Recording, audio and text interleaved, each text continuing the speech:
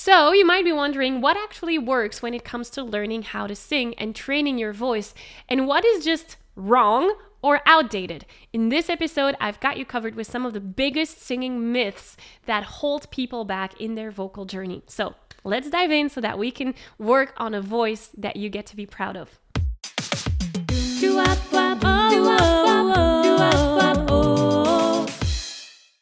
Hi, my name is Maggie. I'm the founder of the Singing Insiders, where I help passionate singers just like yourself become the best version of themselves through singing. And in these episodes, you're going to get practical tools, techniques, insights all around singing to help you up-level your singing skills.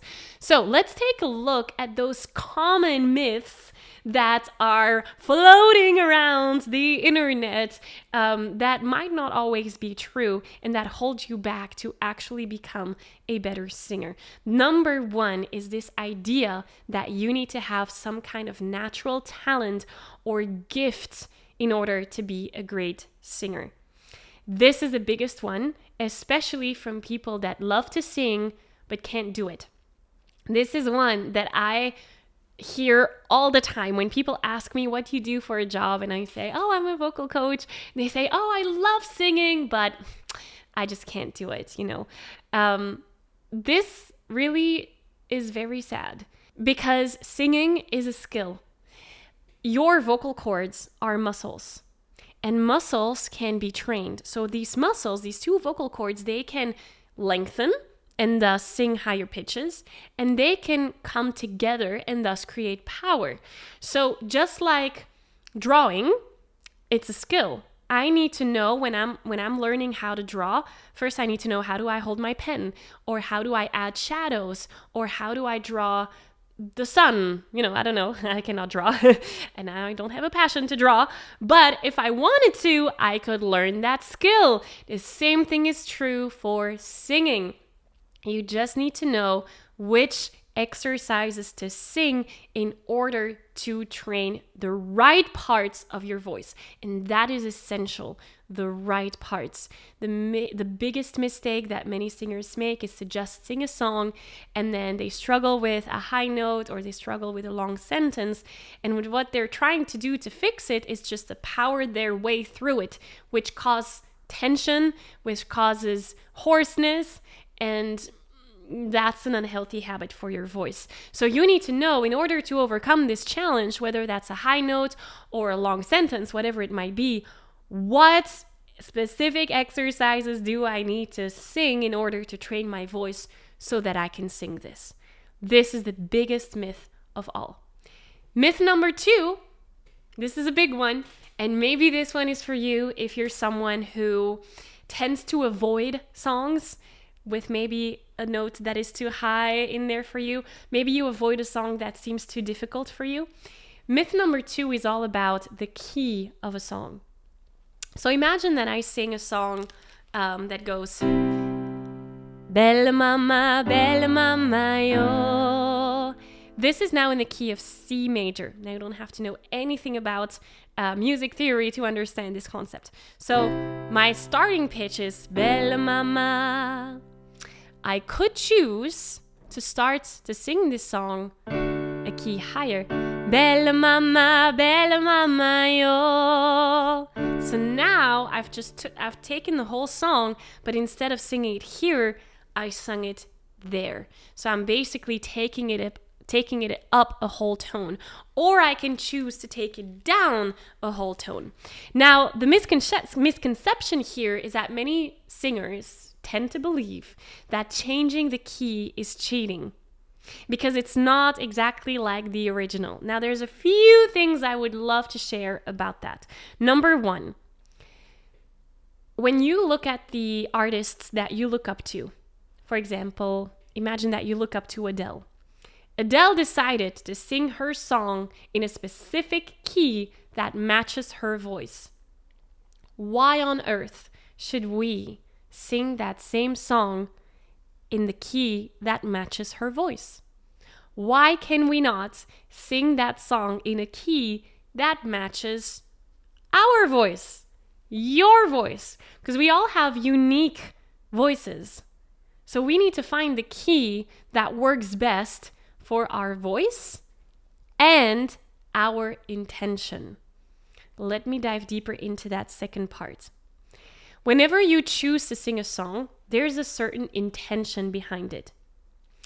Maybe you want to sing that song because you love the lyrics and it's a song where you can express yourself emotionally. That's one reason. Maybe you're singing this song because you have a performance coming up and you know that your audience really love to hear that song. Maybe you're choosing this song because it challenges your voice and it helps you learn new vocal techniques. All of these three reasons are very different. One reason challenges yourself, another reason is purely for your own enjoyment. So, depending on your intention, you can choose your key. If you are telling me that you're singing a Whitney Houston song tomorrow on stage and those high notes are very hard, then okay, let's see how we can make that feel more comfortable for you by changing the key for that performance that you have tomorrow. But if you tell me, no, Maggie, I want to sing this song because those high notes challenge me and I get to learn something from it, then I'm like, okay, let's keep the original key. Let's not go a tone down, for example, because you need to know what your intention is and align the key based on that intention. Does that make sense? So it's not cheating when you're adjusting the key. By the way, the highest and the lowest note within the song stay the same. The interval or the distance between the lowest note and the highest note of a song stay the same, whether you're putting that here, a tone higher, or a tone lower. The challenge is within that distance between the lowest and the highest note, not necessarily where you're putting that. Make sense? Now, if this for you was already very valuable and maybe even mind-blowing, then make sure to hit the subscribe button here down below so that you're getting updated whenever new episodes just like this one come out. But let's move on because we got 2 more myths to go. So the first one is you do not need talent to be a great singer. You need to have the right type of training. Number 2 was all about changing the key. It's not cheating. It depends on your intention and it depends on what fits your unique specific voice. Myth number 3. This idea that you are one type of singer. What do I mean by that? This is oftentimes for singers that have experience singing in a choir. So if you've ever been in a choir, then you know that you have different sections within a choir. In my own choir, I like to call these sections the high voices, the middle high voices, the middle low voices, and the low voices. I don't really like to label people. But in a standard choir, these are called soprano, altos, tenors, and bass.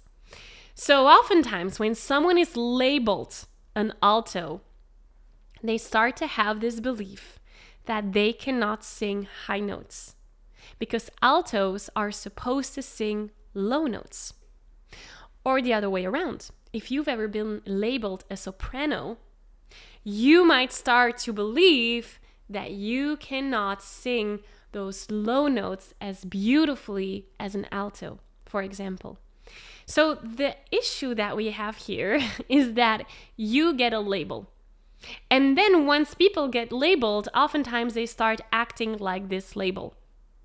So if you get the label, you're a soprano, that means you're only good at singing high notes. Well, that's an issue because the truth is that even if your sweet spot of your voice might be in those high notes, you can still train your voice to sing those lower pitches. And it all comes back down to that first myth that we busted earlier. You don't need to have a special type of talent. You need to have the special type of training to train your voice. So when you're labeled a soprano, an alto, a tenor, or a bass, it just means that your sweet spot of your voice is in the higher part of your range, in the middle part of your range, or in the low part of your range. That's your sweet spot. And you can train the rest. It's not about I can only do this and I cannot do that. It's about this is where I excel at and let me discover the rest of my range. Isn't that beautiful? Now, myth number 4 is this idea that if it doesn't sound good now, I must not be cut out for this. Or if it doesn't sound good now, I will never be able to do XYZ, whatever it is. This is oftentimes something I hear when people talk about performing.